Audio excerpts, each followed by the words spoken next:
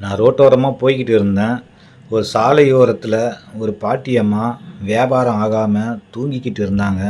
அவங்கள எழுப்பி, என்னம்மா இது, அவங்களுக்கு ஒரு வியாபாரம் பண்ணலான்ட்டு நான் வந்து ஒரு பெரிய சைஸ் பப்பாளி பழம் வச்சுருந்தாங்க. சரி, ஹைப்ரிட்டாக இருக்குமோன்னு ஒரு சந்தேகத்தில், என்னம்மா இது, பறிச்சுன்னு வந்த பழமா ஹைப்ரிட்டான்னு கேட்டேன். இல்லைப்பா, இது வந்து பறிச்சுன்னு வந்ததுப்பா அப்படின்னு சொன்னாங்க. சரி, பொய்யா இருந்தாலும் பரவாயில்ல, பாட்டி அம்மாவுக்கு ஒரு வியாபாரம் பண்ணலாம் அந்த நல்ல நோக்கத்தோடு வீட்டுக்கு எடுத்துகிட்டு வந்தேன். எடுத்து வந்து அதில் வந்து பாதி பழத்தை கட் பண்ண கத்தியால் நிறைய வேஸ்டேஜ் ஆகிடுச்சு.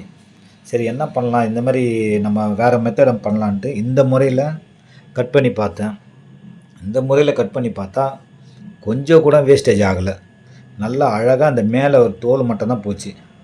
நல்லா அழகாக பாருங்களா, சூப்பராக நல்லா ஒரு அந்த துப்பியை எடுத்தால் கொஞ்சம் கையில் இவ்வளோ தான் வரும்.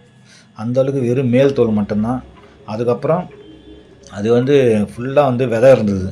விதை இருக்கும்போதே தெரிஞ்சது கண்டிப்பாக அது நாட்டுப்பழம்ன்ட்டு. அதை விட நம்ம வந்து இதை சாப்பிட்டு பார்த்தா தான் தெரியும் இது வந்து நாட்டுப்பழமா இல்லையான்ட்டு. அது ரொம்ப பழுக்கலை, முக்கால்வாசி பழுத்து இருந்தது. சரி, பரவாயில்லன்ட்டு சாப்பிட்டு பார்த்தேன். உண்மையாலுமே சூப்பருங்க, நல்லா இருந்தது. பழம் வந்து செம்ம டேஸ்ட்டு, நல்லா இருந்தது.